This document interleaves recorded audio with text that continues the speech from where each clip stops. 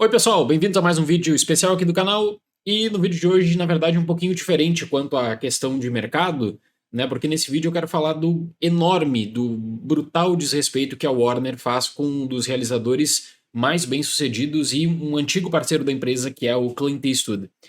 Eu falei um pouquinho sobre isso na minha crítica de Jurado número 2, que eu considero um dos melhores filmes do ano. Se você não viu, o link tá na descrição. E aqui eu quero expandir, eu quero trazer outras questões também e falar um pouquinho até dos comentários que eu vi no meu vídeo.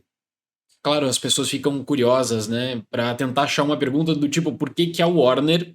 Veja, estamos falando de um estúdio que recentemente fez vários e vários lançamentos que não conseguiram repercussão. Por que que a Warner, ela coloca 30 milhões de dólares num projeto e ela decide simplesmente descartar esse projeto de uma maneira pouquíssimo convencional? Vamos entender então um pouquinho. Mercado internacional. E aqui eu estou tirando de consideração Estados Unidos. Mercados como a França exigem que o filme chegue aos cinemas. Então a Warner fez um lançamento na França, fez um lançamento em alguns mercados da Europa, Espanha, por exemplo. A Warner coloca Jurado número 2 num determinado número de salas, leva para outros países também, com uma distribuição muito pequena. Nos Estados Unidos, são 50 cinemas, o que é pouquíssimo. São pouquíssimas salas. Los Angeles, né, a limitação dos horários é impressionante. O Clint ele tá com menos salas do que um documentário qualquer, sabe? Que não tem projeção nacional. Então é impressionante porque nós estamos falando de um filme de um grande elenco e com um grande diretor. Aí veja se faz sentido. O estúdio investe 30 milhões de dólares e o estúdio simplesmente faz esse tipo de descarte. O descarte no cinema, né, o dump de qualquer tipo de filme, ele é mais comum no mês de janeiro e no mês de fevereiro, em que aí o estúdio vê que ele tem uma janela para tentar recuperar o investimento por conta dos poucos filmes que entram no calendário nesse período. O do Clint foi diferente, porque todo mundo estava esperando para o ano que vem. Eles fazem um anúncio surpresa, com uma estreia no festival do FI, e eles colocam, então, com esse número limitadíssimo de salas, sem marketing algum, tá? Eu até falei na minha crítica que na sessão que eu fui assistir, foi a primeira sessão de Los Angeles, nem o pôster eles enviaram. Então nem pôster tinha no cinema de Jurado número 2. Foi um descaso completo. Por que que a Warner está fazendo isso com o Clint? Eu vejo muitas linhas e muitas ideias que elas acabam sendo discutidas. A primeira é de que existe um boicote na Warner por conta do posicionamento político do Clint. E é verdade que o Clint, desde 2008, quando ele não apoia o Obama, ele meio que se torna uma persona não grata. Isso afeta, por exemplo, o período de premiações de Gran Torino, mas de uma maneira muito importante.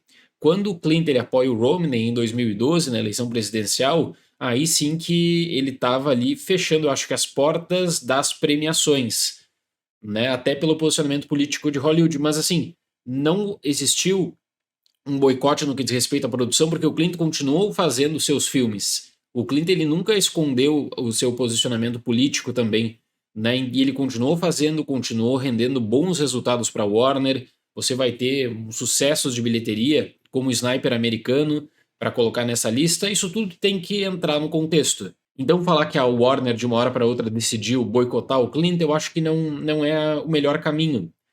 Eu penso que tudo que acontece no que diz respeito ao Clint está muito vinculado mesmo na situação em torno da nova diretoria da Warner, especialmente do Zaslav, né?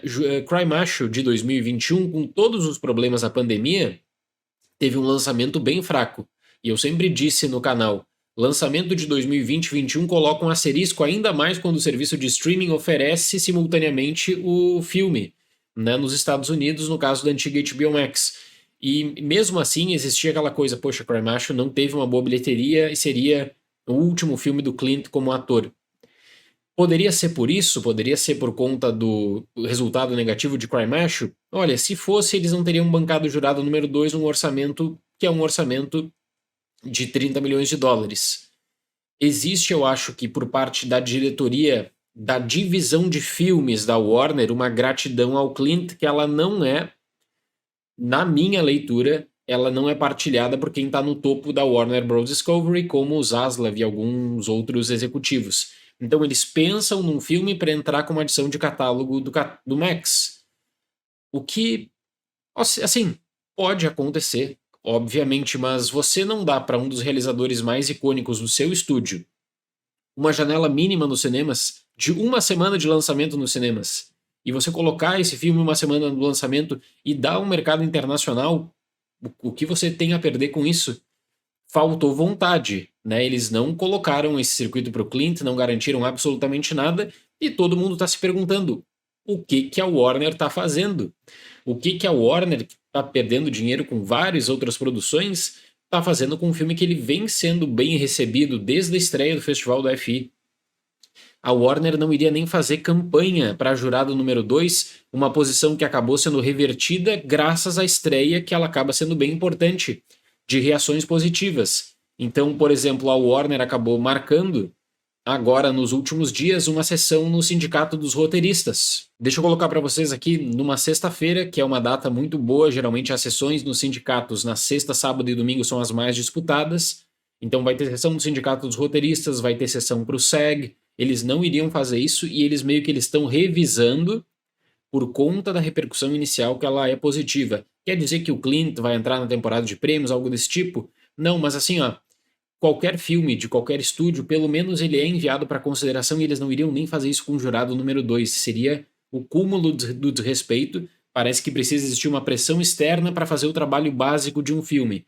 Como se a Warner quisesse mesmo fazer força para perder dinheiro. Outra coisa, se esse é o último filme do Clint Eastwood, e existe essa especulação muito forte, né, de que realmente é um realizador com 94 anos de idade, se esse é o último filme, por que que o estúdio ele não usa uma outra cartada de fazer uma homenagem de fato ao Clint? Não, meio que não dá para entender essas atitudes, né? Eu vejo que a nova diretoria da Warner Bros. Discovery, ela deve ter problemas sérios com o Clint, e isso talvez algum dia a gente saiba mais noções. Não me lembro, de verdade, eu não me lembro de ter visto um caso de um filme que ele é pensado para o streaming e ele é descartado no cinema só para falar assim, olha, lançou durante alguns dias. Mesmo com repercussão positiva. Eu até imagino que na semana 2 esse filme ele pode ganhar algumas sessões nos Estados Unidos, mas depende, claro, depende de um esforço do estúdio. Gente, aconteceu algo nesse filme nos Estados Unidos que a Warner decidiu não revelar os dados da bilheteria de jurado número 2, que é um misto de uma vergonha que eles têm porque seria um número baixo de 50 salas de cinema versus aquela noção do próprio desrespeito que, com tudo que eles estão fazendo em torno de jurado número 2. Né? É impressionante um estúdio em que o Clint fez uma colaboração tão grande simplesmente tomar essa atitude. E veja, assim, ó, se fosse descarte tradicional da Warner, enviado para janeiro, fevereiro, o estúdio simplesmente acha que é um péssimo filme, que é um filme que não tem salvação, isso acontece todo ano. Eu comento todo ano sobre isso aqui no canal. Todo ano, se você pegar críticas de janeiro e fevereiro, tem um filme que o estúdio joga nessa data porque não tem muita confiança. Poderia ser isso com o Jurado número 2? Poderia. É que o caso é de um baita filme.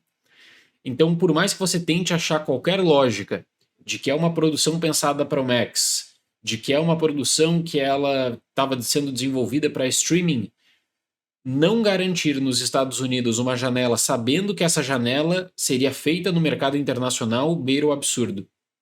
Beira o absurdo mesmo.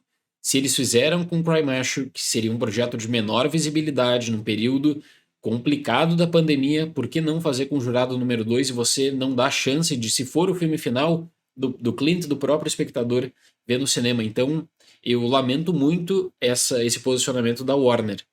De verdade, é um posicionamento desrespeitoso com um dos principais nomes da história do estúdio. O Clint sempre foi parceiro da Warner junto da Malpasso, a sua produtora, né? Uma parceria de décadas. Então seria isso. Vou dar uma olhada também, fico no aguardo dos comentários de vocês. Mas coloque na lista, então, Jurado número 2, sabe-se lá quando esse filme for entrar no catálogo Max. Até Outras pessoas perguntaram: será que isso não poderia fazer com que o filme fosse lançado no Brasil, uma repercussão positiva? E assim, gente, depende da estratégia da Warner América Latina. Então teria que existir algum tipo de esforço para o lançamento na América Latina. Tudo foi feito de maneira tão desrespeitosa, às pressas, que não dá para esperar nada, né? Convenhamos. Tá bom, pessoal? Muito obrigado pela atenção, até mais e tchau.